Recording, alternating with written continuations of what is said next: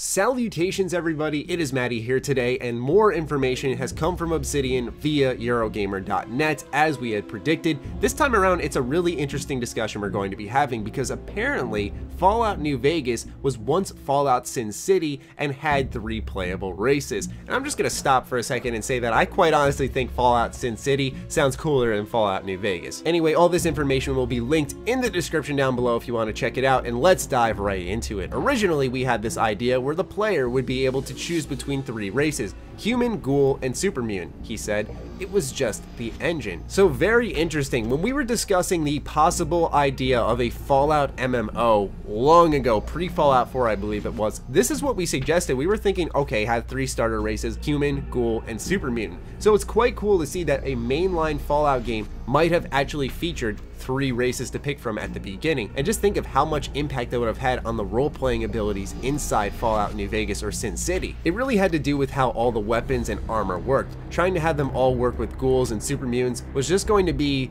Bethesda felt like it was going to be a nightmare. It wasn't like they said no, but it was very strongly worded. We would really suggest that you try not to do that. Oh boy, Bethesda's suppressing the role-playing even when they're not developing it. Oh well, regardless, New Vegas turned out alright, and I think based off how good New Vegas is, they might have actually made the right call after all. Anyway, moving on, Obsidian and Bethesda began talking about Fallout in 08-09 when Aliens Crucible and Alpha Protocol were still both alive. Aliens Crucible would soon get the chop. Bethesda was still pitching it internally, so it was literally just an idea at the time. We knew from the start it was not going to be Fallout 4. That was the internal team. It was always intended to be essentially a gigantic expansion, added Obsidian co-owner Chris Parker.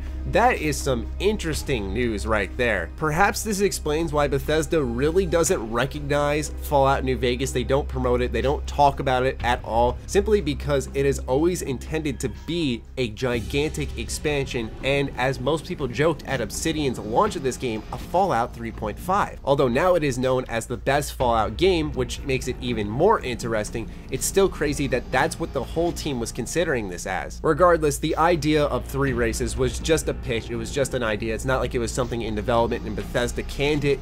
It was just an idea on paper, and that was it. It was meant to be not the sequel, continued Urquhart. It was meant to be an offshoot project, but we were actually worried about that, about people thinking of it as just a big expansion. Obsidian considered it could be more like Grand Theft Auto Vice City or GTA San Andreas, which were both Grand Theft Auto 3 offshoots, but full games in their own right. So I can understand the fear they had there. We've seen that even happen with games nowadays. I think even recently with Dishonored: Death of the Outsider, people are going to think, what is this, a mainstream game? Is it an expansion? What's going on with this title here? So it's still a problem in today's industry, and I can totally see why they'd be worried about that. As Bethesda Game Studios had dibs on the east coast of America, Obsidian took to the west. Someone threw up New Reno as one of the crazy things we did, and then we saw Vegas and shrugged Urquhart. We just went with it. From there, it was like 50s had the Rat Pack, and then someone threw out the idea. There was the scene in Goodfellas where you get taken out into the desert and whacked and thrown into the grave, and it all kind of turned that way.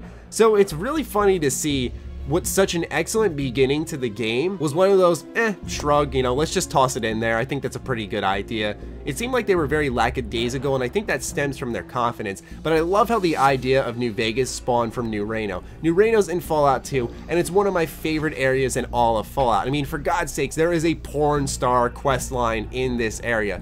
It is so much fun. So really, if you haven't played Fallout 2 and you want to see the wacky side of the Fallout universe, do yourself a favor, try it out. Bethesda didn't need much convincing given the history of Obsidian/Black Isle, so only a short proposal was written. We put together a very short pitch, probably 3 pages, he said. The first time we pitched it as Fallout Sin City. Very quickly it got changed to Fallout Vegas, and then it became Fallout New Vegas. So there were some transformations with the name. Once again, I think Fallout Sin City sounded pretty cool, but regardless, game still turned out a-okay. To close out this interview, they discussed the looming elephant in the room, which was the Metacritic bonus Bethesda was going to provide if New Vegas got an 85, and it received an 84. And here's what Obsidian had to say, which they've mentioned in previous interviews before. "What can you say?" added Parker. "You can't get mad at somebody for a contract you signed. We signed a contract, it had very clear terms on it. Oh, we were really close, we didn't hit it. Also said Urquhart, we didn't put those terms in there. Bethesda added that bonus. We didn't ask for the bonus,